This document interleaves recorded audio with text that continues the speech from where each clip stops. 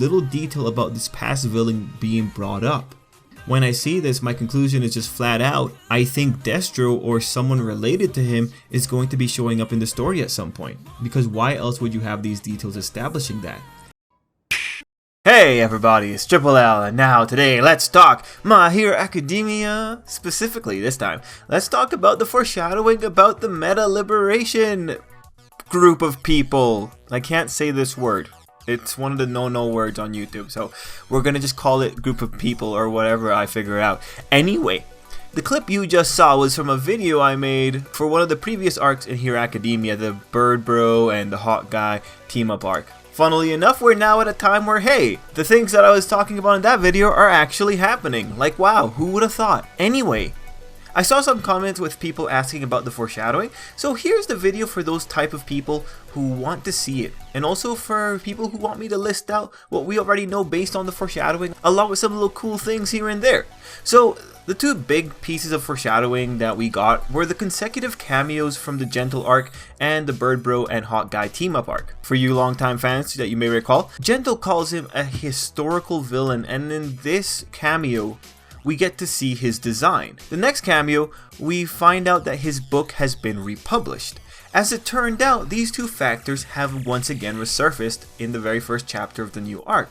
The image we got of Destro is nearly identical to the image of him we see in 218, the only difference, the expression. On the side of the book, how the book may have resurfaced is potentially answered by the time that we come into this new arc. My thought in regards to the book being that given that this guy that we got introduced to is possibly the spawn of Destro and is a corporate guy, and given that he's totally on Destro's rhetoric, chances are he is responsible for the republication. After all, he has the funds to do that.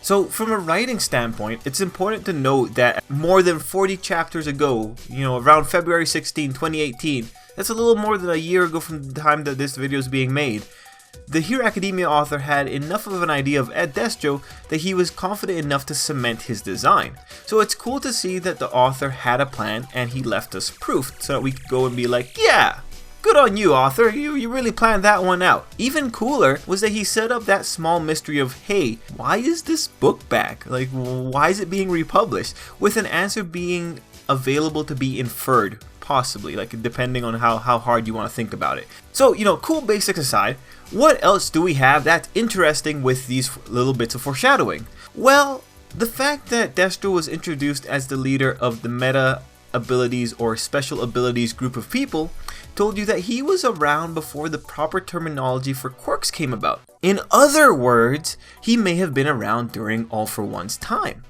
Also, coming from his first appearance, check out this cleaned up image of Destro. Look at his arm. It looks like a rodent, hey? And hey, the name of the Destro spawn company, it's Detonorat. Mind you, I don't like the name. I think it's a very bad name, but okay, whatever, Detonorat. Connection maybe?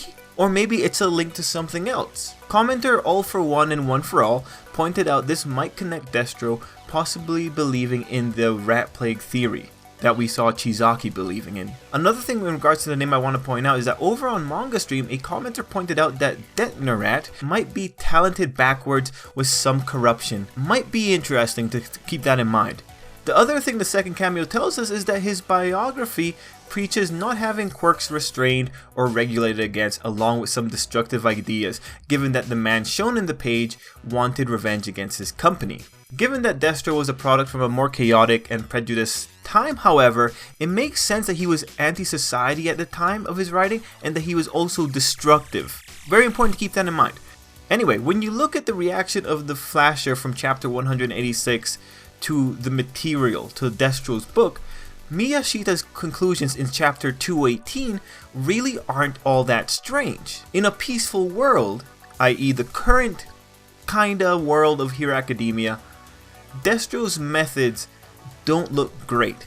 Because when applied to the current world's sensibilities, you end up with someone trying to hit his employer and potentially all his other co-workers, who are more or less innocent people. Miyashita's perspective is based from the perspective of the current world sensibilities, which may not be the best for judging a man from a time where conflict was so bad that society was stunted to the point of technological development being stopped.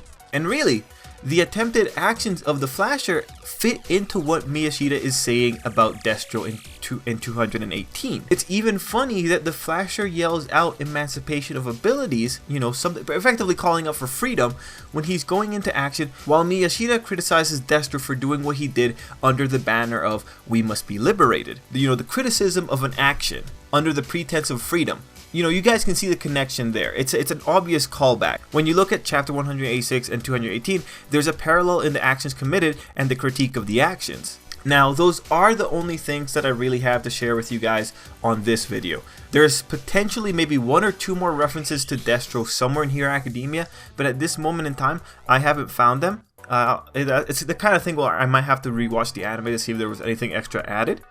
But overall, I am wowed with the author. It's nice to see things so nicely set up and executed upon, even if you could argue that they're a little bit heavy-handed, or even if you could argue they're a little bit simplistic. It's still solid and stable, and that's enough to get a wow from me.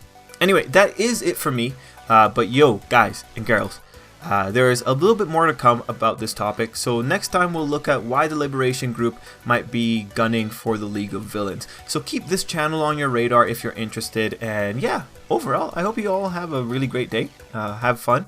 Go watch some other stuff that isn't anime, you know, be well-rounded. But yeah, whatever. Do whatever you want. Till next time, I hope you have an absolutely great day.